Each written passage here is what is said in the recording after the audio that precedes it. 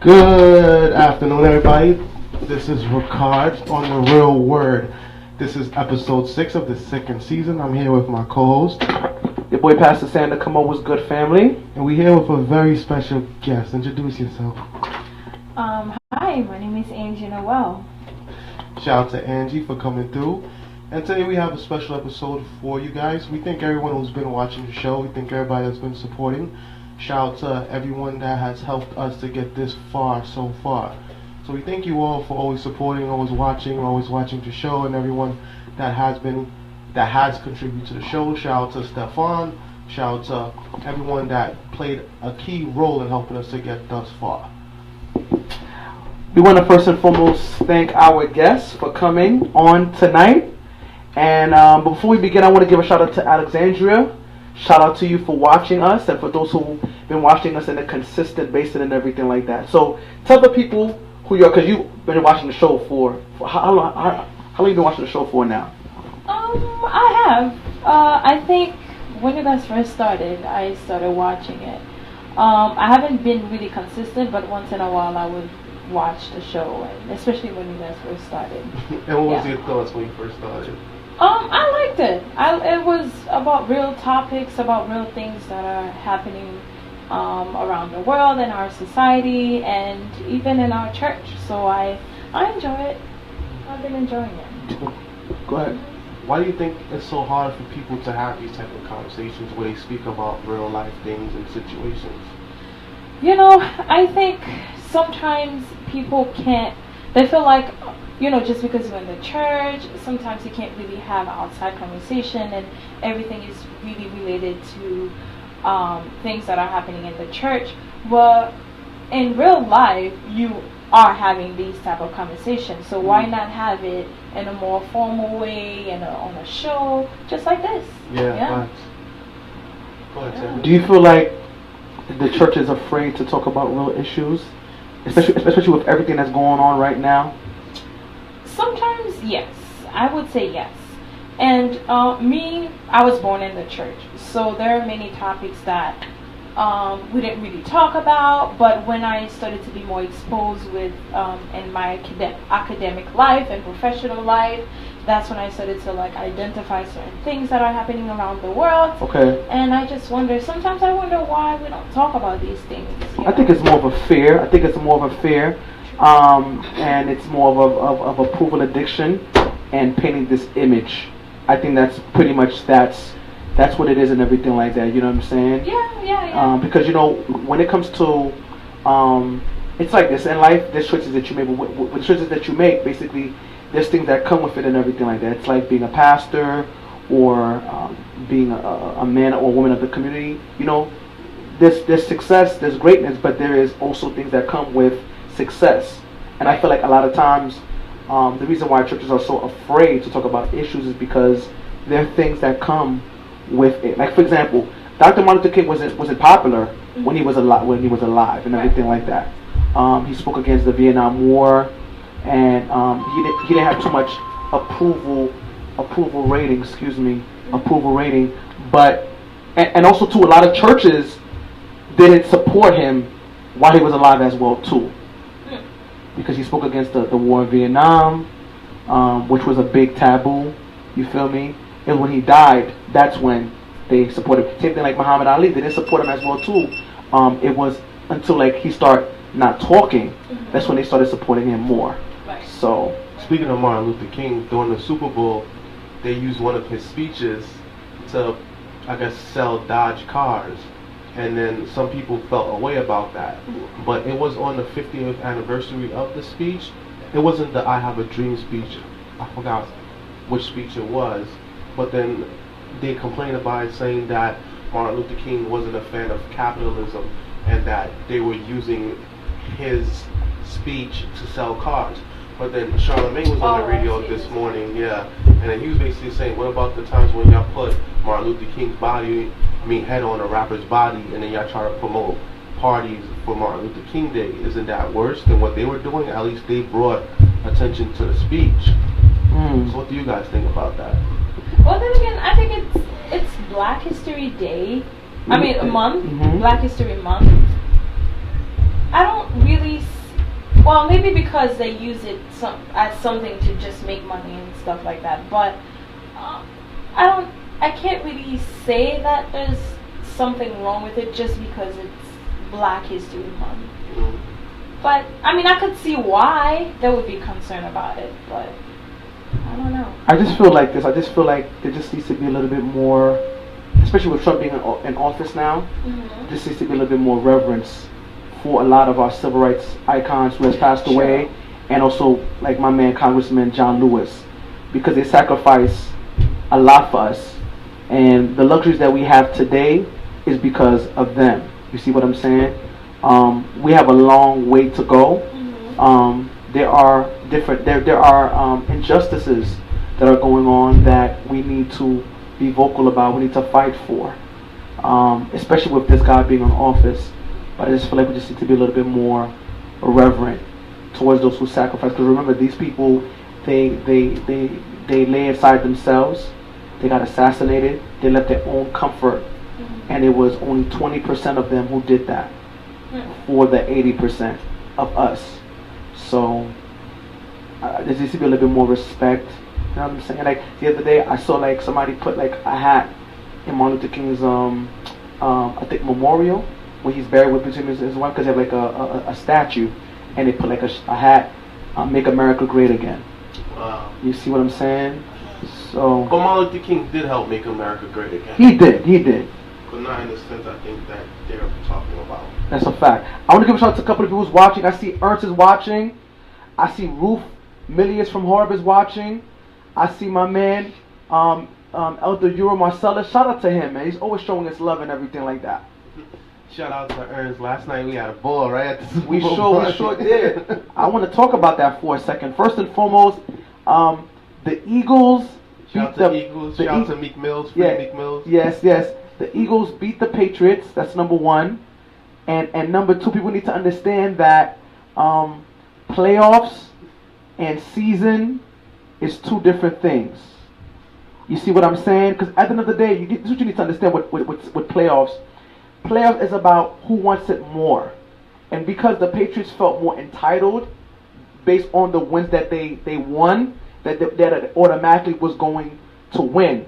Especially when the Giants beat them back to back to back. You understand? That's twice. You feel me? And also too, I made the people that was trash talking over the phone, over Facebook, I called them. No one can answer their phone. They didn't pick up. Especially my homegirl Crystal from Boston. You know it's love. I called you 3-4 times.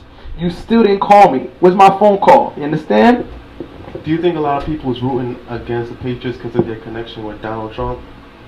Tom Brady is a Donald Trump supporter. So is Robert Kraft, good friends with Donald Trump. That could be part of it too.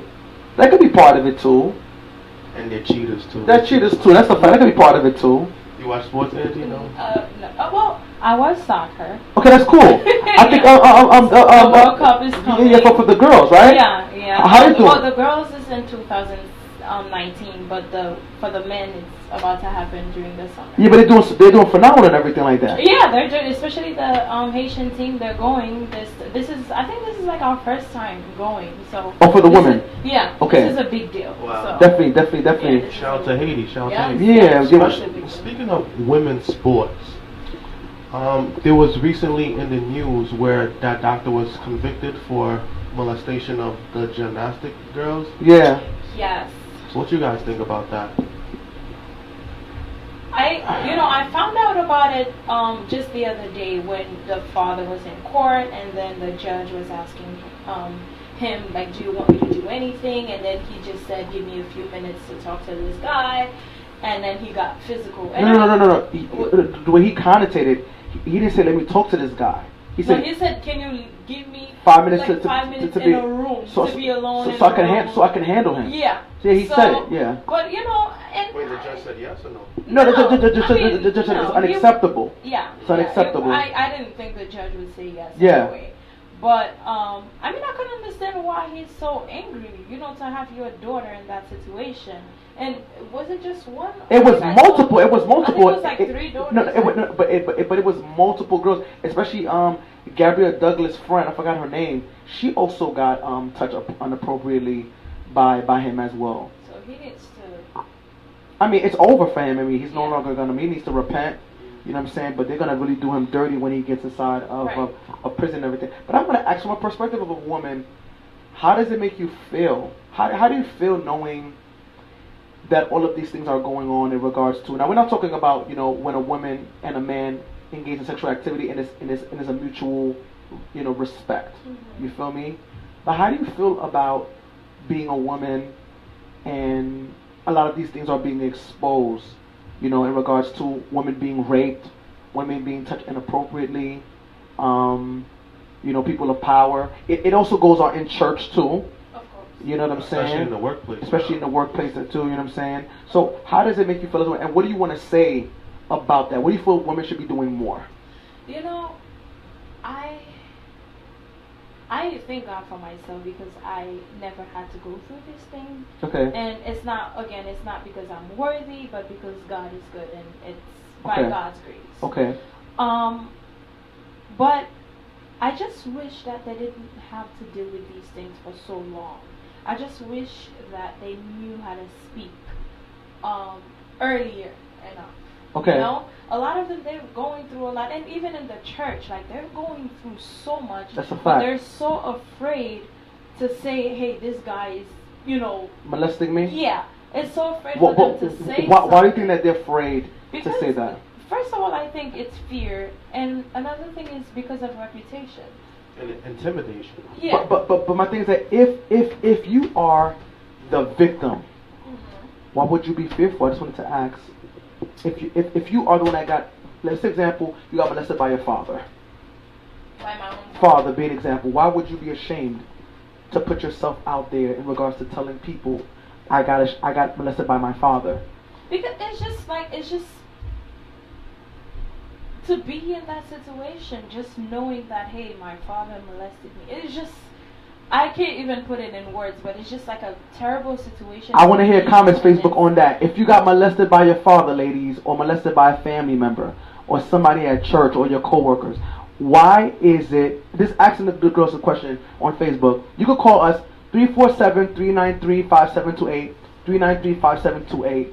Just type it in the comment box and hit answer. Yeah. But I'll answer real quick Facts. while you do that. Speaking of that, the rapper The Game, his father recently died. Yep. And he was putting on Instagram, and he was saying how sad that he was because today he woke up without a father and that he was sad about it. And for the last few days he's been commenting about that.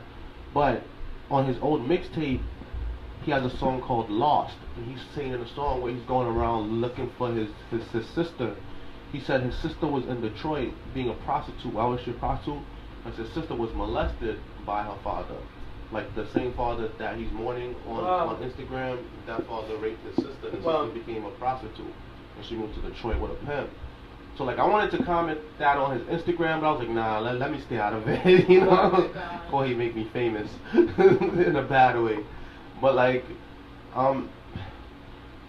honestly, like I knew a girl who dealt with that by her father. And the other day I looked in her mother's eyes, and I could tell by her mother's eyes that her mother knew. Because her father was sitting on one side and her mother was sitting on the other side. This girl, she's lost too. She's lost in the sense that like she's left the church. She's involved in a lot of different things. She plays both sides, as in men and women, and like she's well known in the community, but not for community service or different type of community service. Facts. And I spoke to her about it, and she said when she went to talk to people about it and say how she felt and what was going on, they thought she was crazy. She ended up at the crazy house. And the way I found out about the story is because one day I was hanging out with her and she showed me her socks, and she was like, these are the socks I got from the hospital. And I was like, what type of hospital? And she was like, I think it was Bellevue.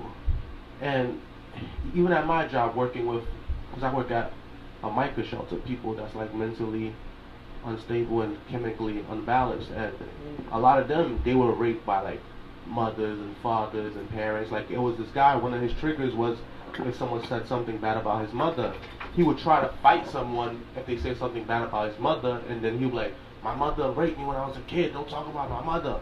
And he'll end up fighting and end up getting arrested. So like these things is like triggers for people. Like sometimes they try to bury the event like it never happened, and sometimes like they'll tell their mother, and their mother take the father's side because it's not. Because once they accuse the father, that whole family becomes unbalanced. The father could end up in jail. The family could end up homeless. You know, it destabilizes the entire family. So like a lot of people, they're not willing to deal with that. They rather their life stay normal, in a sense. So they ignore it. You know, and I'm pretty sure almost every family have their secrets. At least something that happened that people keep under the table, and it's hard to like talk about these things, and it's hard to like bring these things to light. That's why sometimes you see women go through certain things and they talk about it years later, like after the therapy and the things, and even then it's still difficult for them to talk about. That's true. And the main question is, what's next? If I come out right now, if I tell somebody, if I go to the pastor and tell the pastor what's next. Wow. You know? Somebody just made a comment. First Lady Rochelle, salute to you, my sister. She said, it's about embarrassment, acceptance, people believing you. So speaking up is one thing, but being judged by others is another. And that's why, why you said you agree with that. I agree with her. I agree, because it's just like dealing with the judging. It's like not everyone will step in and help you to say, okay, what have you been going through? How have you been handling it? But like some people would just like start talking. No one, and probably no one will want to talk to you at that moment when they find out. So they're gonna go around and talk and talk and talk and judge you. But it's just, and you by yourself, it's they might come to you later on, but at that moment when it comes out, people are just gonna judge and talk and talk, and it's embarrassing. So I do agree with that. But they blame the victim. That happens a lot. Yeah. Victim shaming. It was like she came on to me and she knew what she was doing. Like today, exactly today, I was talking to one of my co-workers and we was trying to house this homeless guy, and we went to an apartment and showed him an apartment, and he was like, he's not feeling it, blah blah blah, because several reasons. He was just like, he's not feeling it. And then I was like, okay, cool. So I came back to the office and I was speaking to one of my coworkers, and ironically, the place that we showed him was right across the street from the school. And then when I got back, she was like, oh, he's a SO. That's code for sex offender. And she was like, and I was like, wow, really? And I'm like, you seem like such a cool dude. And she was like, yeah, I bet you he didn't tell you that. Like he hinted at being in jail, but he never said for what. So there's a website, guys. Just Google sex offender registry, and all sex offenders have to be registered. So it's online. So we went through the registry, and you could go by borough, you could go by zip code, you could go by first and last name. So we went by borough, and we looked up all the sex offenders in Brooklyn, and there he was. And they said that he raped a kid, and a little girl that was 9, and a little boy that was 4. And I'm like, wow. That's facts. That's crazy. And this is why, this organization, I was talking about this, which want to pass this agenda of making it okay for, it's called the North American Grown Men Young Boy Love Association. You surprised about that? Yeah. It's basically an association that promotes pedophiles. Oh. You know what I'm saying? Where grown men can be with little boys, making it acceptable. In America? In America. How do you feel about that? That's not gonna go far. I mean, it's not. You don't think so? No. That's something that's been going on for years. Even if it becomes something legal, well, it's not. I don't. So you don't think it's gonna become legal? No. I mean, 15 years ago, people wouldn't think men and women would be married. Well, I think that's different. That's different. You think? No, when I say that's different, I feel like this thing. It's been happening since years ago, and like. It's been happening since Bible time. Yeah, exactly. Yeah. Of course. But this for pedophile to become something legal, I think parents will go like really angry. So what about when Obama tried to make transgender bathrooms in public schools? Ironically, Trump came in, he took that out. Yeah. But like Obama tried to do that, where like a little boy, a little girl get to decide which bathroom they could go into. But then again, you're dealing with grown-up people at the same time. You I feel like you're just dealing with grown-ups. But when it comes to minors, I don't think it would be I have to add with this, right? I gotta go to this right here real quick, right? This is an article. I was looking at this article today. It's a big trending topic too. I'm gonna show you right now. It was basically about I'm telling you what it is. It was basically about you know how father and daughter dances that they have? Right. Basically how they want to change it for, you know, transgenders and everything like that at a school in Staten Island. And they basically was outraged. They feel like, you know, that the LGBTQ community is just taking it to another level and everything like that. We're not negating in regards to them choosing who they want to choose to be with. I understand that's your choice. You feel me? But they're just forcing upon kids to accept something that is not normal. Wouldn't you say? I heard recently. Sorry to cut you off. I know you're good, bro. I heard recently there's a speaker of the House of. Shoot. Well, there's a speaker that just won. Oh, the speaker of councilman, like for city council, the speaker. Yeah. The person that won recently, he's gay and he has HIV. I was speaking to a client of mine about that the other day, and he was like, yeah, like, and I was like, yeah, it seems like the gays are winning right now. And then he said, yeah, elect them. And I was like, in a sense, gays are making more advances in regards to rights and positions than blacks are. That's something. But when you have money, like I said, when you have money and you come together with a purpose and a cause, things begin to happen. In Freemasonry, you have to be able to satisfy both sides of your body. Oh, Freemasonry? Yeah. Wow. Be able to satisfy both sides of your body. And everybody has two sides, so you got to be able to satisfy men and women. Like, they into stuff like that. Like, that's why, like, a lot of high-powered people, like, they have sex with boys and girls. Like, I was watching this documentary the other day. There's this movie about the life of Paul, and I think the king at that time was Damascus. What's his name? No, Paul was. I forget his name. Whatever his name was, the one that Reuben worked for. Reuben was a priest, and then he was trying to trick Reuben to try to give him all of the Christians. Saul? No. Saul became Paul. Yeah. I forget the king's name. Talking about Paul that persecuted Christians? Yeah. Yeah, Paul that persecuted Christians. At first his name was Saul. They changed it to Paul. Yeah. And then he met Peter and I forgot the other guy's name. But yeah, I was watching the whole movie, and then the king, he was like, bring me the girl, or should I take a boy this time?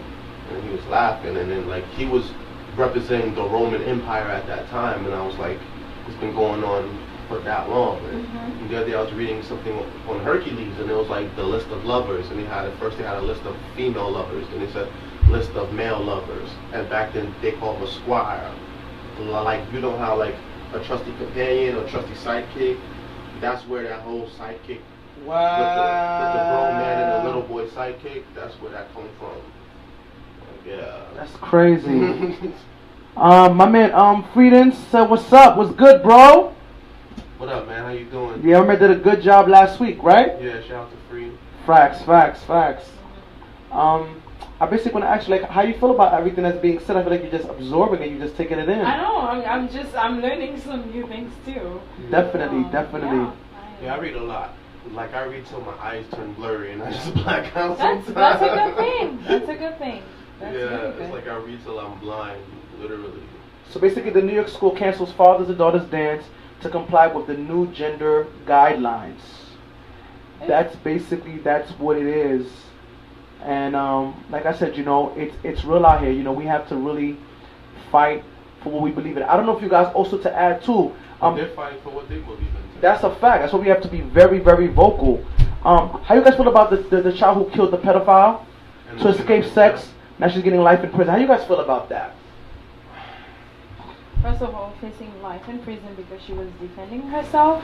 I don't think that's fair. And I mean, we would all probably do the same, being in that situation. That's a fact. Somebody need to start a GoFundMe for her and get her a good lawyer, because it would depend on the type of, it would depend on the situation in which ended up with her killing the man. Yeah. As in, like, if he was in the process of breaking her and then she killed him, then it would be self-defense or an involuntary manslaughter. How old is she? Do you know? She's like 14, 15, something like that. 15? Yeah, but I think they will fight it, right? They can repeal it, right? I think they should. They should repeal it. If she has the money, but she probably has a public pretender, like you were saying. Yeah, somebody who basically acts like a lawyer, but is really not a lawyer, but a liar, who basically is a pretender to, you know, to say that they fighting for you, but really they're trying to get you prosecuted. Yeah. Did she have any proof, any evidence that the guy really tried? No, he did rape her. The guy did rape her. The guy did rape her. It was a pimp, right? Turned a prostitute. Prostitute, yeah. I once had a conversation with a prostitute one time. I live a weird life, but how was the conversation? So, like, basically, I was like, I basically asked her, like, why do you do this? Like, you know, and she was like, you don't understand my life. And I was just like, okay, like, explain it to me. So that's why I thank God, you know, because I'm blessed to have all these experiences and I can talk about it on the show. Since it's my show, I can talk about it, you know? Facts. So, like, she basically said, like, when she was, I think, 9 or 12, she got kidnapped. And they brought her down south. And then, like, it seemed like it hurt her to talk about it. That's a fact. Because in between her talking about it, she started smoking. And then she was like, yeah. So basically, like, the guy took her away. He took her, and then she was away. Because most time when they kidnap girls, put them in prostitution, they bring them far to where, like, somewhere they don't know where they at, and then they keep them there, so there's no way that they could really escape. The same thing as slavery, you know, when they took us from Africa, brought us to America, we didn't really know where we were, so some blacks escaped and ended up with the Indians, and you know how that goes. That's a fact. So like, they brought her there, and then she said, like, she escaped from that, she ended up with another pimp, and then another pimp, and then another pimp. Basically, like, pimping and hoeing is, like, all they know, so some of them, like, they call them renegades. I like the girls that run away from their pimps and they do it on their own.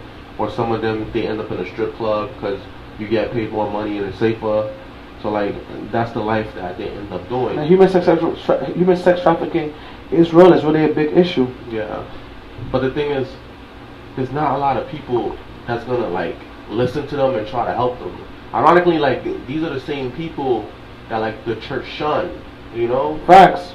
And these are the same people that, like, Christ found refuge in. That's a fact. You remember the prostitute that, like, bathed she bathed Christ's feet in her tears, and she dried his feet with her hair, and she showed him more respect than the Pharisees did. I have to add to that.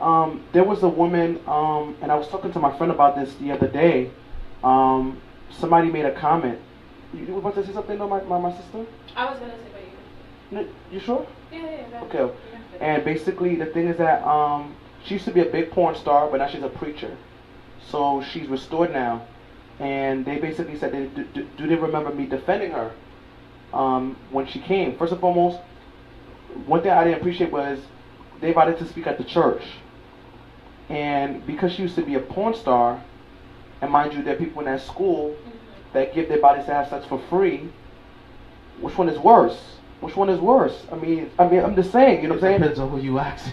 Exactly. At the end of the day, I mean, she's getting paid with all those big porn stars like Jada Fire and Cherokee, you know what I'm saying? All those big porn stars. But, like, at the end of the day, like, she's a preacher of the gospel. She's restored. So because she used to be a big porn star, you can't invite her to come speak at the church to inspire us to not go into that lifestyle. So that right there, that didn't sit too well with me. That's number one. Number two, she was trying to talk. And while she was trying to talk, people was being very disrespectful towards her. So I just went up in the mic. I was like, listen, all the respect, you guys got to let her speak her mind, say what she needs to say. Because half of you guys are giving oral sex free anyway. She got paid for it. Let her speak. It's just a true story. That's a true story. That's a true story. That's a true story. So my thing is that I didn't like that, and the thing is that she was honored by that, and we've kept in touch, and she's very big. She's been on TBN. She's been on a lot of the big Christian broadcast networks, just telling her story of how God restored her. She's married now.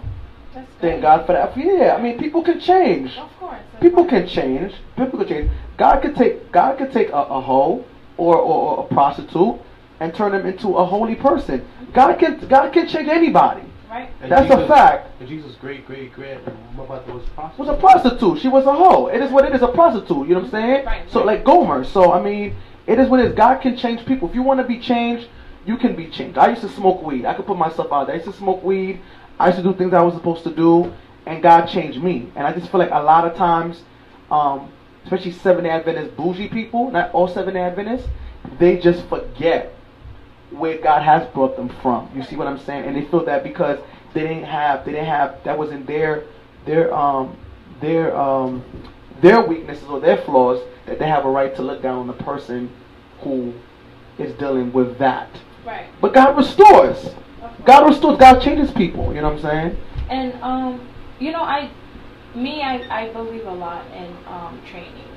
I feel like in our church we don't really train our people to understand that people do go through stuff while they're outside, and when it's time for them to come back in the church, you know, that's why I really wish that we had more Christian therapists that deal with these types of, you know, these like human trafficking and stuff like that, because we need, you know, when they come back to the church, we need somebody who knows how to address the situation and talk to them. Wow. I remember in my job, because I work with young people that dropped out of high school, and as we were talking, and then we had a site visit, and the person, we were trying to tell the person that this girl is struggling to something and something and something, and then she just started to, and then she just told us maybe it's human trafficking, and we're like, how do you know? And then she started to identify little things that you should see in a young person that can give you an idea that they're going through something, and that has to do with human trafficking. What would be signs so people out there can know? Yeah, like one of them could be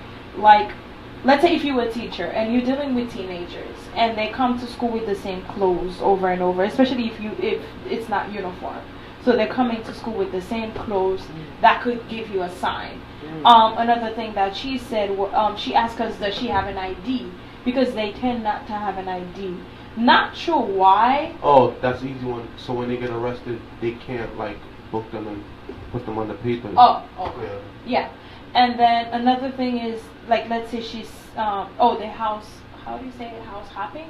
It's like they would sleep in one area, and then they don't really have a... Just like the girl I told you about earlier. Yeah, so they don't have somewhere to stay. So there's stability, basically. Yeah, exactly. Stability, yeah. And, But my thing is that if you're being molested by your father, and people, this is a general statement, if you're being molested by your father, like, what do you expect? You know what I'm saying? Like, for example, there was this girl, I'm not gonna, put it out there, she was missing for a little while, and she's with the church too, and the thing is that she was missing, and she kind of hinted at me, I got molested by my father.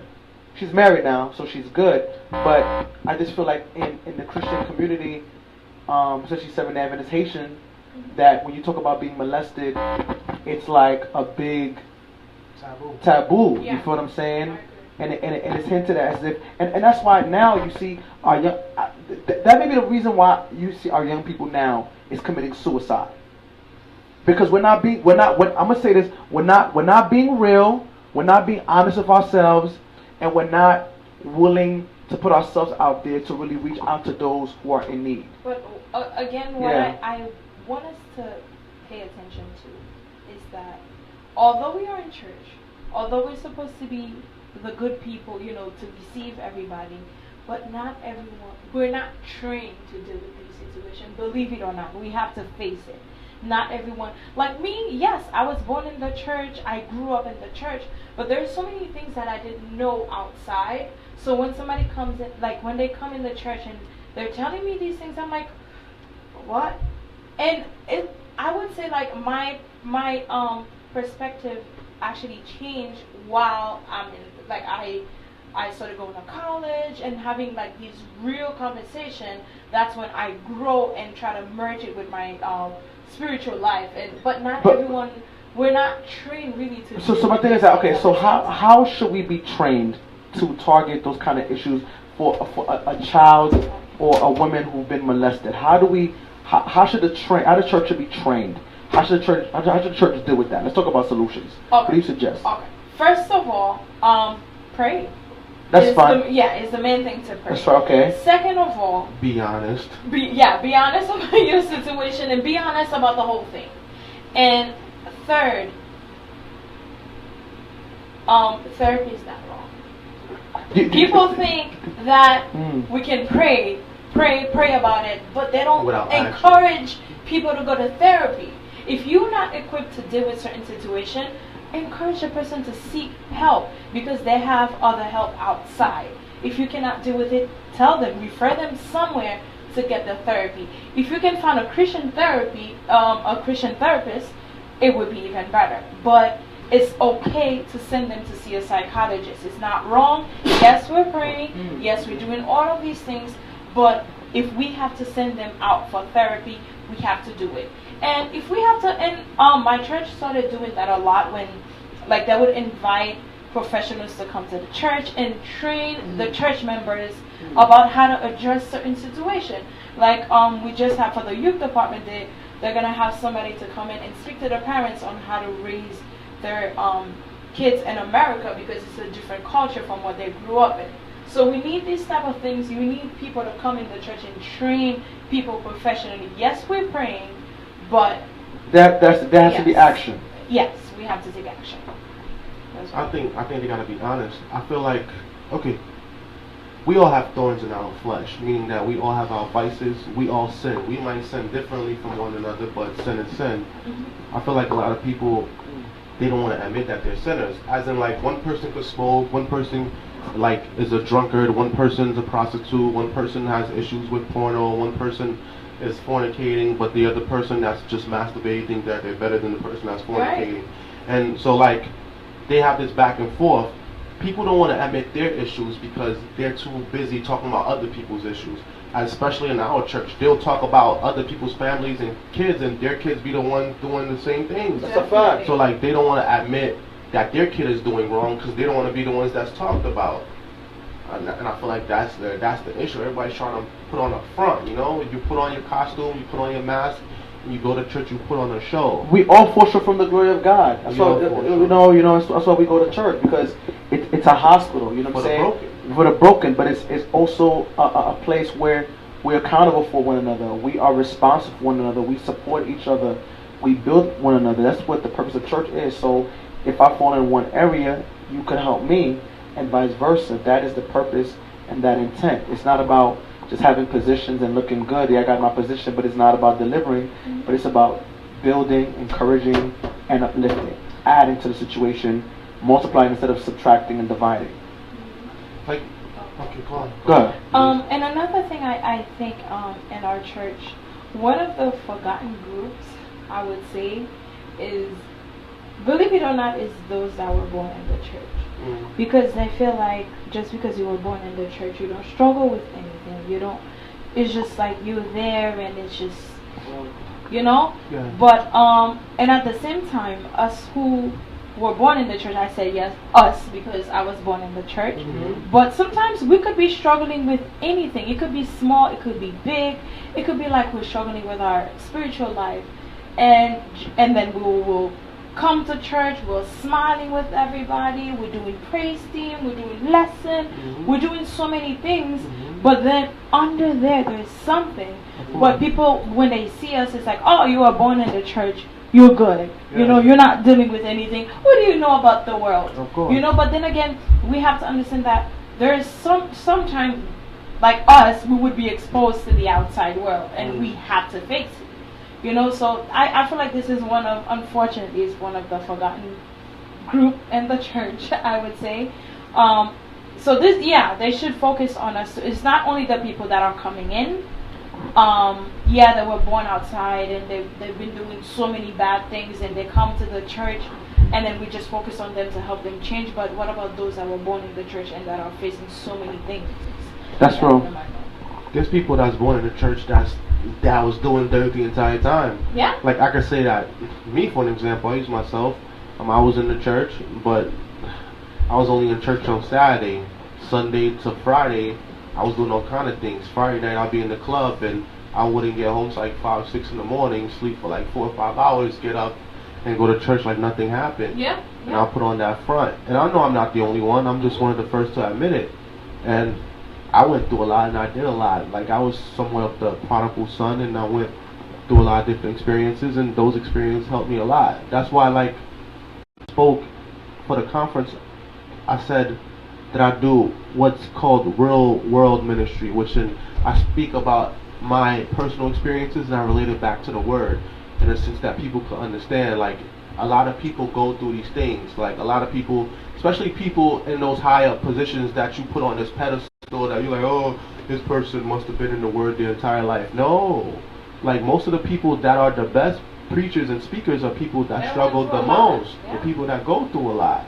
You know? Especially people who, like, that you feel like is on the outside. Like me, for example, when I was on the outside, people would talk about me, but they wouldn't talk to me. As in, like, they talked about, oh, I see this guy posting pictures on Facebook in the club, and they would just laugh, and no one came up to me and was like, yo, like, maybe you should slow down, maybe you should not do that, or if you're doing it, don't make it that public, because you're just doing it in everybody's face, you know? Maybe I was, it's like maybe I was drowning, and at that time it was easier to fall to the bottom than to swim back up. And since no one was trying to pull me up, I just kept falling.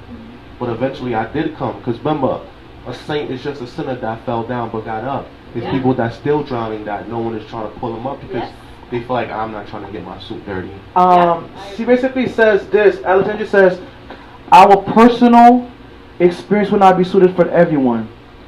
However, our experiences will carry someone else. You're going to be someone's backbone. Sometimes people tend to forget. I really agree with that. And sometimes we have the grown-ups in the church that went through a lot, but then they acted like life was so easy for them, and they were the perfect young person in the church, and they were the best in the church. But they don't understand that sometimes when they talk about their lives with the young people, they can tell, like, if they tell us, listen, we went through this too, but I got through it, I did this, I did that, I think it would have been different. But we just have all of them, they're just telling us how good life was for them, and it's like, and then now they start making the young people feel like, oh, maybe it's just me. So I do agree with we could be the backbone of somebody. We can just tell them, hey, listen, it might not be the same situation for you, but this is what I've gone through, and God brought me out of it, Yeah. So I definitely agree with that. That's why I got a lot of respect for my grandfather, because, like, he admitted to me one day that, like, he wasn't always the best Christian, in that he got 2 women pregnant at the same time, his wife and the other woman he had on the side. And he was telling me, like, he got baptized at least 5, 6 times trying to shake the devil off of him. So, like, he was honest in that sense, and I respect him because he's one of the few older people that, like, was honest with me, Demons are real. That's why I always try to be honest with the kids in my church. Like, the other day, this kid was like, oh, I asked him a simple question. I asked all the youth, I asked him, if you was a youth leader, what would you do different? And this kid, like, I guess he was trying to be funny. He was like, oh, I would make everybody get money. I'll make everybody get money. And I'm like, how? He said, we would sell them things. We would sell them things. I said, okay, which things? He said, we will sell some things. I said, so which things? He said, weed. I said, okay, so how would you sell weed? This kid tells me, oh, I would buy weed with my parents' credit card. I said, so you're going to buy drugs with your parents' credit card. Don't you think that'll leave a paper trail? He's like, no. I would go to the bank and use the debit card and take the cash out. I said, okay, fine. So how much weed would you buy? He said, I'll buy a lot. I said, so what's a lot? He said, I don't know. The most you could get. I said, okay, so you're going to just start selling weed and buy a pound? He said, yeah. I said, do you know how much a pound is? Do you know how much ounces in a pound? Do you know how much a pound flips to? Do Do you know how to bag it? Do you know how to weigh it? Do you know what's going to work for you? Do you know where you're going to sell it? Do you know how you're going to protect your investment? Do you know how fast you're going to sell those things? He was like, so, yo, I got bros, I'm going to buy a gun. I said, okay, fine, you're going to buy a gun. Are you going to buy a new gun or a used gun? Because a used gun, it can have a body on it. Then you could sit up in jail for a murder that you didn't commit. If you buy a brand new gun, where you going to connect for a brand new gun? In New York, you can, but at your age, no one's going to take you seriously. And then you could end up buying a gun from a cop. Then what? You're going to look stupid, and your parents are going to look stupid. And every time this kid was saying something, like, it seemed like he was talking about things that he did not know. But because I had knowledge of that situation, I not only schooled him, but all the kids that was in the room, and they all was quiet. Then one girl just like, yo, just stop, you're embarrassing yourself. But I thank God for those experiences because I could teach it to them. And at the end of because this was a morning lesson, at the end of the lesson, I said, listen, like everybody wants to be rich, everybody wants to make a lot of money. I said, I live somewhat comfortably and I work hard. Like, I tried the fast routes, none of them worked. But one thing I always did, I stayed in school, I stayed in church, even though sometimes I was in and out, but I stayed in church. And I always prayed, you know, even Jesus Christ prayed every morning for God to give him direction, for God to give him strength. He knew without God, he was nothing. So you guys gotta understand that. I said there's nothing wrong with going to school and finishing school and getting a good job. I think that's cooler and providing for your family and living good where you don't gotta look over your shoulder. I think that's more cool than saying, yeah, you got a gun, yeah, you sell drugs. Because being in jail not cool. Being in jail and getting raped by a guy, that's not cool. Being on papers, being on probation and parole and somebody's calculating you going in and out, that's not cool. Being homeless, that's not cool. Those things are not cool. Fearing for your life every day because you're taking risk in the streets, that's not cool. Having beef when you really gotta handle things, that's not cool. And I've seen a lot of people that said, oh, I'm a gangster. I've seen a lot of people fold. I've seen grown men cry. And it's like, oh, you guys want to be cool, y'all want to be cool. Not everybody that say I'm a gangster want to live that life. They really want to live that life and they really about that life. They're just doing it to be cool to their friends. But most of the time when you get locked up, there's only 2 or 3 people that come see you, max, when you're in jail. That's a fact. That was a lot that was said. Yeah. Definitely. Wow, that was a lot. Anything you want to say about that before we go to the next topic? That's a lot. I want to go to this right here too. We could talk about also too. Today was Trayvon Martin's birthday today. Shout out to Trayvon Martin. Why do you think Put these up? Don't shoot. Why do you think we should remember Trayvon Martin? Well, he started out with all of the, his death, I would say, he started the whole Black Lives Matter movement. And I think this movement really gives us the opportunity to look back at ourselves and how we've become victims in the society. Okay. Because a lot of time people would deny how bad it was. But with his situation, that's when our eyes started to be more open to address this situation. And it's still going on, but now I feel like we are able to talk about it and to stand strong together and to fight all of these things that are happening. Wow, you guys have hoodies and Yeah. I mean, it was a song by a bunch of rappers. It's called "We All Got Shot," and I felt that, like when Mike Brown got shot, like I shed tears for him because I know how that felt. Like people, like I seen people get shot in front of me. Like I remember, like my ears was ringing and my stomach was in knots and I couldn't hear for a few seconds. It's like I know how that is, and like he got shot by police with his hands up and on his knees, and then Trayvon Martin. I drunk in Arizona this morning, you know, and like now, like I got kids and the situation is different. Like you know, every time I hear about people getting into altercation with cops, I'm like, yo, like I'd be happy for them to just say that, like I got away alive, and that's sad to say because cops are here to like protect the innocent and you know like I guess be guardians of the law. But sometimes some of them. With great power comes great responsibility, and some people they misuse that power and it creates an ugly stigma, and that's what has happened in America with police, unfortunately. But I feel like these are things that we can't forget, and the fact that they keep happening are an ugly reminder of our history, our present, and our future. I think we need to change that. Me personally, I went through a situation with police, and I had to do that citizens complaint board, and I went to mediation with police, and we sat down, and they basically lied. Like, they pulled me over on my way from school. At that time, I was studying law, and I had the CPLR, the Civil Law Proceeding Legislation and Statute book. And they was like, oh, you're not the law, you don't know the law, we're the law. And they opened up my car, they pulled me out, they told me how I got this car, where I got this car from, was it my mother's or my girlfriend's, was I selling drugs, why I had a law book in my car, fronting like I went to school, and he was like, oh, I was lying. It's almost like, I felt at that moment, to keep it blunt with you, I felt like they wanted to basically kill me and take my car, because that's how they were moving. Ironically, at that time, I was going to school from 2:30 to 8, then working overnight from 9 p.m. to 6 a.m.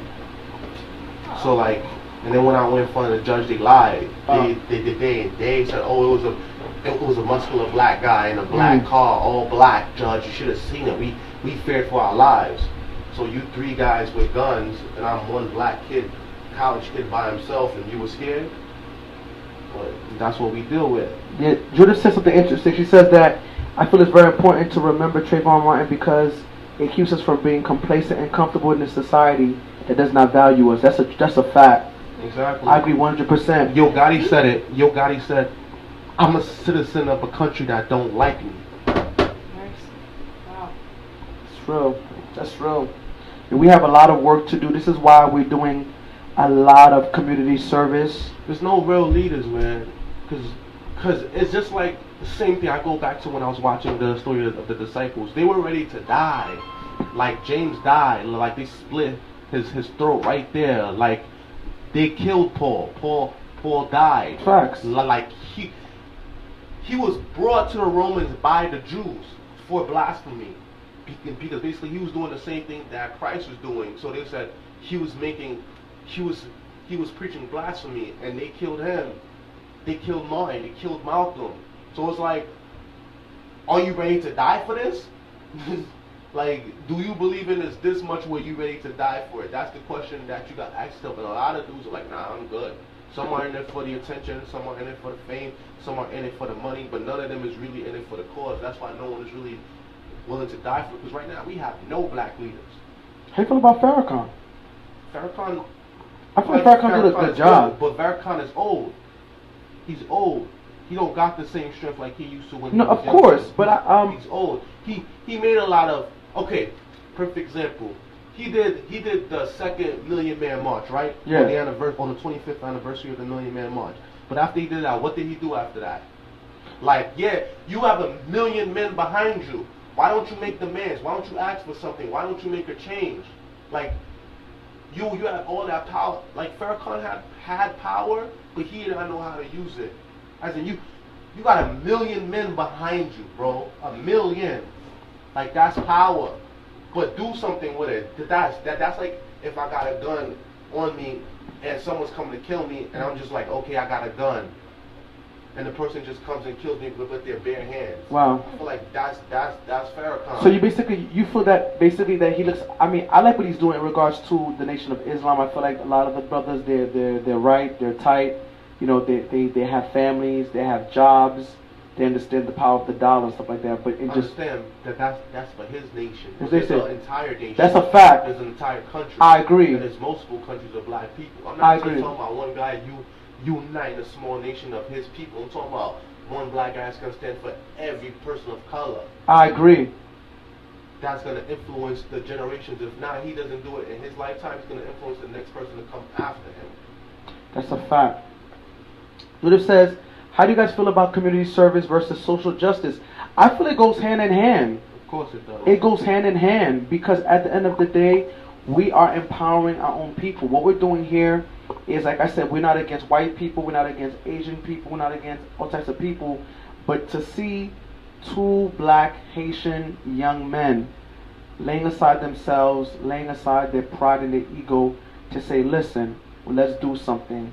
Let's make something happen.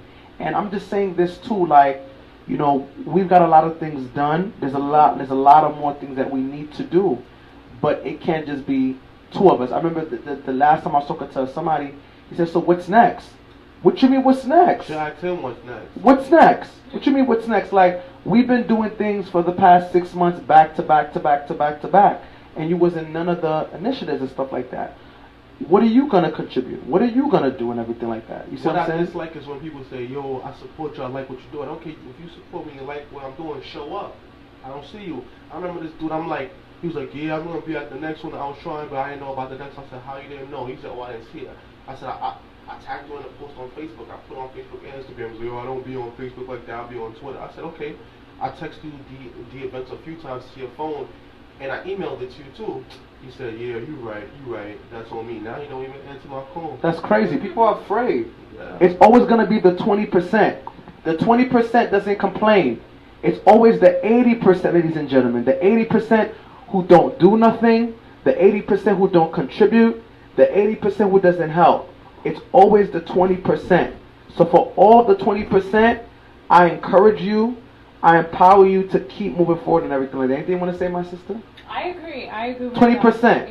Yeah, 20%. So you need, like, for example, if it's 5,000 people, it will be 2,000 people involved out of the 5,000. For the harvest is plenty, but Yeah, the 2,000, it'll be 1,000, 500, 550, 50, 15, 15, 5.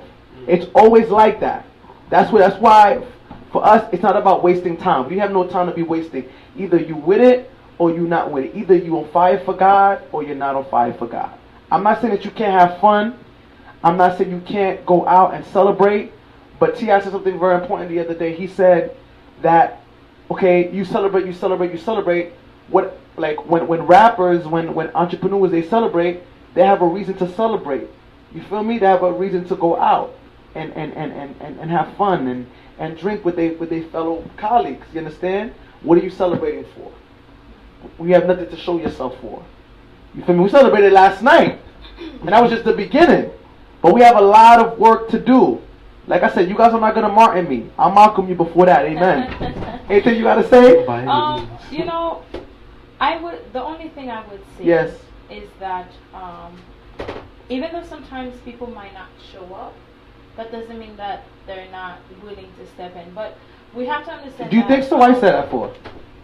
So, community service, I would say, is definitely a ministry, right? Yes. It's a ministry. But not everyone have the, how can I say it? The tenacity. I mean, listen. That's not, like, not everyone have the tenacity, or the audacity. No. But okay, hold on. Okay, what I'm saying is. But hold on. So I want to say something to you, real quick, right? Now I'm just going to be clear. There are people that give. People who give. I'm not saying that. Oh, that's her again. How do you guys feel about what she said? The gift. Now, you gotta write the whole thing, Judith. I'm so sorry. Okay, so the gift. But this is what I want to say. So sorry to cut you off. The thing is that if a person contributes, that's something. All right. I'm not negating that. Mm-hmm. If you gave to a cause, like you see how with Colin Kaepernick, a lot of these big artists, they're giving to causes. There's nothing wrong with that at all. So let us be clear. Give it to causes, but you don't want to participate, but you gave your money for a cause. There's nothing wrong with that.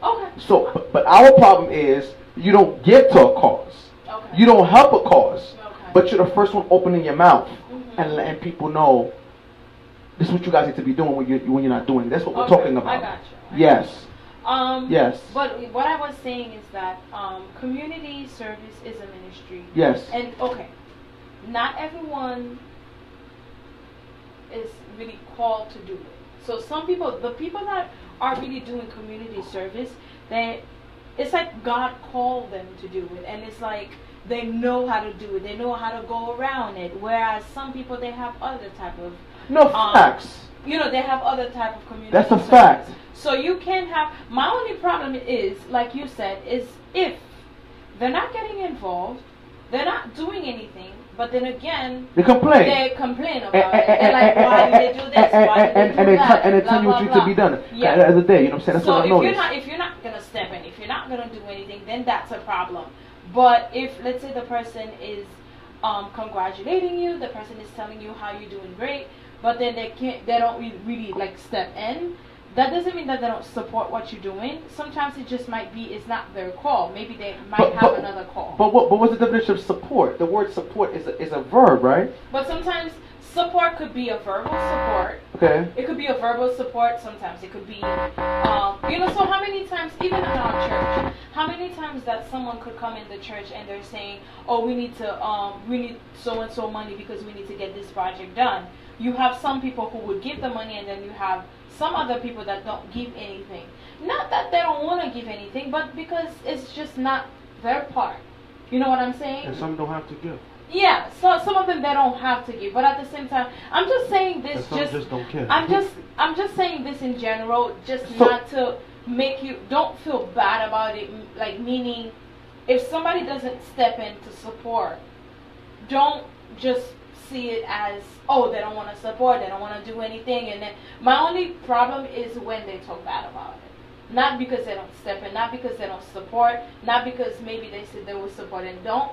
But my biggest problem, I would say, is if they're going around and talking about it like we're doing a bad job. Like, you guys have been giving, like, you gave turkey, you've been giving out, you're gonna give clothes. We gave clothes. We gave clothes December and stuff like that. Yeah, but you guys are gonna have a drive. We're gonna have right? We're gonna give brand new coats. Right. August 10th. No. August. February. I mean, it's okay, bro. Yeah, February, this Saturday at right. 920 Park Place. I'm preaching in the morning. We have a Black History Month service. Yes. The title of the service is The Thorn in My Flesh. And from 3 to 6, we're giving away brand new coats. Yes, and the thing is that 920 Park Yes. Place, Brooklyn, New York. And I have to between New York Avenue and Brooklyn Avenue. And I have to add to the things that we got the coats. We got the coats from the office of the Assemblywoman of Diane Richardson. She wants to support us in what we're doing. It was from New York Coat Care, so shout out to New York. So York Coat Care for that and everything like that. So the resources are out there and everything like that. But continue what you're saying, my sister. Go ahead. I lost my thought. Okay. But I think I was so in general. So basically, you said that people who don't say anything but they see what's going on, that doesn't mean that they don't support. That's what you're saying. Yeah, that doesn't mean they don't if support. You're complaining. My biggest problem is when you're doing something good, and then you find somebody who's saying something negative about it just to bring the whole thing down. Because it happens. That happens to me a lot. That happens to us a lot, but we shut it down. Like, you would look that at me happens. like, what's wrong with you? Like, this is a good thing. Why are you not, Because it's jealousy. Yeah, That's right. And it's a lot, and I would say it's, the devil, in general, because you're doing a good thing. But I would say more. Is it really the devil sometimes? No, sometimes it can be the person. I feel like sometimes we blame the devil in a lot of things when it's the person. I'll give you an example, right? There's a story. I'm going to tell you a story because I used to always think it's the devil too. But I think if it's not of God, it's of the devil. That's a fact. But it's you represent very controversy. Or you're being the devil. You represent the devil. You wouldn't say that? I'm going to tell you something. I'll give you an example, right? There's a story. This how I used to say that too. But there was somebody that taught me something about free will. This pastor said, listen, now let me put you on. Yeah. This pastor said that the devil was outside and the devil was crying to the pastor. He said, look, I'm known for being a liar. I'm known for being this. I'm known for being that. That's true. I'm known for bringing people to hell. But he basically says, he told the pastor, I don't force anybody to serve me. If they willingly choose to serve me, I bring the opportunity towards them and everything like that. I'll give you another situation as well too. This person said this too, that there was a fence. This man had a fence, and the fence, they had two different sides, but the middle, right? Mm-hmm. The fence, he told Jesus, I don't want to go with you. Jesus said, okay, that's fine. The man said to the devil, I don't want to go with you. The devil said, that's fine. 3 minutes after, the fence in the middle, the devil said, that's my fence. Okay. So my point is that the thing is that a lot of times we blame the devil When it's the person who's allowing themselves to be used by the devil. Okay. Because as God's children, we are stronger than the devil, right? Okay. Yes. Now, by the way, before I move on, yes, Judith, that's what I was saying. Yes. Not everyone has the gift of communication. What's up, Clifford? Salute to you, my guy. Exactly. That's yes. exactly what I was saying. Yes. But, so when I said the devil, yes, I mean it this way. So we have two forces. We have the devil, and then we have God. That's right. Right? It's like, think of it this way. It's like they're telling us, this is what you should do. This is what you should do. Yeah. Now you have the free will to choose what you want to do. Yeah. But both of them are telling you what to do. Now, if you are able to choose what God tells you to do, the Holy Spirit got into you, you choose what God tells you. That's right. That's a fact. Now, when you choose to do what the devil tells you to do, the devil really convinces you to do it. So that's really mean the devil. Although you're making the choices, but making the bad choice, the devil causes you to make the bad choice. If you make the good choice, the Holy Spirit causes you to make the good choice. So now it's you, yes, it's your free will, but it's like the devil convinced you to make that. So it doesn't always, yes. But it's not the devil forcing you. You allow the devil to do that. Of course. It's not really about, I don't have to force you to eat. It's like, but eating is good for you. If I'm exactly. You So basically you're basically saying that. You. But you allowed him. Of course. You allow him to be your master. Of so course. but that's my point. So my point is clear. So my thing is not the devil. It's you allowing the devil to use you. I would say it's you making that decision. No, but it's you allowing yourself to be used by the devil. That's what I say. You don't think so? I mean, he was tricked by it's like by God too. A perfect example, right? Perfect example would be in the book of Genesis, right? Yeah. The devil tricked Eve, but Adam sinned. Facts. As in, Eve was tricked, but Adam did it willingly. That's a fact. So that's the difference. Some people are tricked, some people do it willingly. That's facts. And Jesus Christ died on the cross and said, "Forgive them, Father, for they not know." That's facts. So it is what it is. It is what it is. We was moving forward. So what's closing thoughts? This is closing thoughts. This is what I wanted to basically say. So basically, we just want to just make a charge. We're gonna be partnered with Hebron soon, and I want to just thank God for that. And also, if you want to partner with us, because I know you're official, you're about your business, you and your brother, definitely would love shout that. Shout to Ebenezer Church. Shout to Pastor. Exactly. Jean-Noel's doctor. Exactly. Yeah. Because the real word is a movement. That's what it is. It's a movement, and we just gotta just be clear that we could not do nothing with we can't do nothing without you guys, the Facebook family. We can't do nothing without the churches. You guys are the driving force of what we're doing. We're just going further forward. So we're gonna be meeting this Friday after rehearsal to discuss. There's resources out there. There's money that we need to collect to make things happen. So we need people to come out. For those who want to participate in what we're doing, regardless if they want to put money or they want to come out to the different or give ideas for different initiatives, we definitely need you guys to do that. So for those who are interested, please, like I said, we're not waiting on anyone, but we want people to join because we need to make it happen. So for those who are interested, inbox myself or inbox Rickard, or you can holler at Sister Noël. It's your last name, right? Sister Noël, who is about her business and everything like that. Also, too, Hebron wants to donate about $300 to $400. We asked the churches to donate for the cause for the end of this month as we pay for homeless people. You could put 150, 20, doesn't matter. Last year, myself and Patrick, we paid for over 1,000 homeless people to eat food. Whatever they want is on us. We ask them for people who want to come and participate. Give what you can. My birthday is coming up, so I'm going to need everybody to donate $5 to the Real Word. Yeah. Because the cause, that's a cause. You know anybody who when they have their birthday has a cause? Yeah. The cause is to donate to the Real Word. Yes. Yeah. $5. They have this donation. You donate your birthday. Yeah. Well, for my birthday, I want you guys everybody to give Rickard. Forget me, because I'm not about by myself. But if you see me, I'll give it to him. $5 for the Real Word. So if we do the math. Let's do the math real quick. So let's say, for example, 100 people. I suck at math. I was in the math. 100 people gets $5. That's $500. Oh. I got 5,000 friends. on Facebook. I need everybody to give $5. Just $5 for my birthday. Don't even give it to me.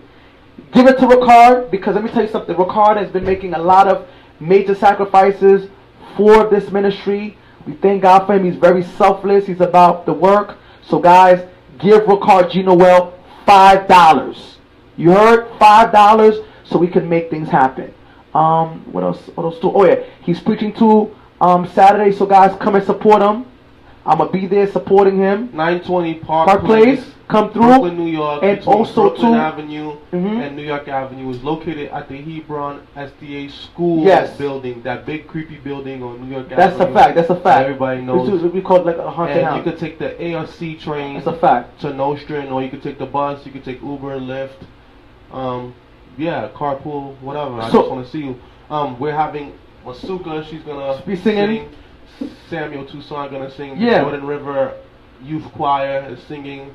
We're also giving away 300 brand new free coats. And also too, the people of the church can also receive it too, so it's not gonna be a problem as well too. Whoever you know that needs a jacket, that needs a coat, and they're fresh. They're brand new coats. Facts. Brand new coats, still in the plastic, and they're free. We're not gonna put a limit on it, but don't come there trying to take 50 coats, because it's one each person. But like, if you got a family, we got all sizes, all colors, and it's free, brand new. We also got some leftover other clothes that we had from the wintertime. So we also have women's and children's clothes as well that we had left over. We donated 12 bags of clothes in December, but we still have a few left over. Thank you to Jordan River for the overflow and everybody else that donated the clothes and the toys. We gave away, I think, 130 toys to the homeless shelter in December. Shout out to Naomi for organizing that. It's a fact.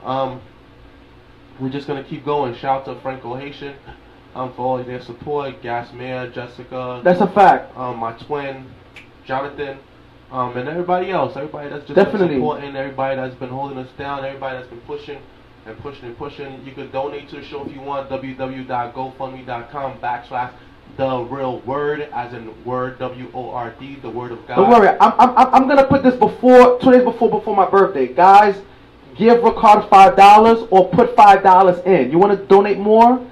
Donate that, because if, like I said, how much? 100 people giving $5 as well. 500. 500. So we need people to donate. I got 5,000 friends. He has a lot of good friends. You have a lot of good friends. Donate to our cause, just $5. Also, to, like I said, Friday, meet with us after choir rehearsal at Hebron so we could discuss, because we're going to be making some major moves. We're going to do some big drives coming up. It's about, if you think last year was a movie, this year's going to be a documentary. This year right here, we're going to take it to the next level. We want all churches to come together. Remember, I got to just say this before you say your part. This is not about me. This is not about Rickard. This is about, we're leaders. We're all leaders. This is about a movement to inspire all churches. It don't matter if you're, of course we're Seventh Adventist. It's not only the churches, bro. The community. The Real Word is about the whole entire world put together. Exactly. The logo has both sides. Exactly. The people outside and people inside. So we represent the people that are left out, the outcasts. That's a fact. People that doesn't generally fit the mold, So, like I always say, people in church call people that's outside circular, and I said, so what does that make the people in church? Squares? So let's not. I'm done. Let's not be squares, okay? Let's help everybody, because the world is a circle. Everything you throw comes back. So let's make the world a better place. Closing thoughts?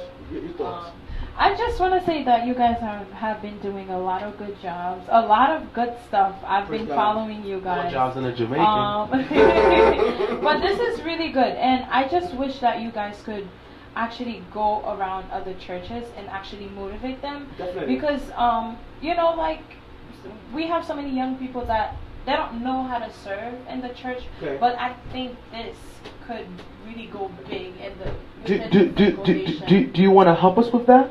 Sure, my pathfinders would be. We could do AWISE. My young people, all of us, yeah. Okay, so you know what? We start with Ebenezer. Okay. You know what I'm saying? So tell your people Ebenezer. So when you get back to us on that. Yes, definitely. Definitely, so we could decide to And make shout out a to Angie because she invited me to do my first motivational speech. Oh yes, that was. Oh, you really did good. that? Yes, but that was so good. Okay, so you're Let's still serious? talk about that. Okay, Let's so talk the about thing is that we can all sit down and we could plan to talk to different churches, have AY. Not only churches, to like different schools, different kids, you know. And even you remember the kids that you spoke to. Yeah. These kids, some of them are looking to do a lot of community work. So even if it doesn't have to be a church like you said, it could be like within a community center that are working with young people, and you just say okay, and they have a lot of community areas that would be so open for you guys to come in and do some community work. Some departments, believe it or not, No, I believe you. No, I agree. It's like they would love it if you guys No, just I walk agree. in and tell them this is I I want agree. to do some community. No, I agree. So they have a lot of people. They're thirsty. And we got to the do these uniform, things. so we Yeah. could, so we just go out and tell them, wear the hoodies and tell them about the ministry, and you know we work. We got the tools. Bro. No, I agree. So I think you guys should definitely start doing that. Reach out to many more people. It doesn't always have to be the people in the church. It could be other people. The politicians, everything. It could be anything. Okay. It could be anybody. You know what we could do? We could go to the mall with the hoodies on and then just stand there. People like, oh, what's that hoodie? It looks nice. I like it. Like, yeah. We could hand out like pamphlets and then talk to them about what we do and then, you know, network. That's fine. Or go to networking after work stuff, you know. I'm Most with of it. them are like $10, $15. Yeah. And then we just network with people. Because it's a company, it's a brand, so we could try to build a That's company a fact. up, try to get people to invest because it's literally a startup. And you see where it goes. You know? And I tell you, the young people, especially now, I don't know why. I feel like I'm so addicted to Pathfinders and stuff like that because I just. Oh, shout out to Angie, she a master guide. Yes, I'm a master guide now. But I feel like you know, when you really learn about young people and you start working with them more, you feel like they want to do so much. Even in the church, it isn't always. Sometimes, you know, they just sit in the church in the afternoon and not doing anything. But it's just like, be creative. Tell them to do something different. Like one day I remember I took them, they walked on this certain park with giving out free water. And they enjoyed it, you know? So I feel like this is something that you guys can take. No, definitely. We definitely need a woman like yourself and, you know, to help us with that. It could go big. No, of course. Yeah. And we will, you know, once we give credit. So it was real, guys. So I'll pray. Yes. Yeah, I mean, Father, we thank you for this moment of time where we could go before you and we could speak about real issues that our brothers and sisters are facing.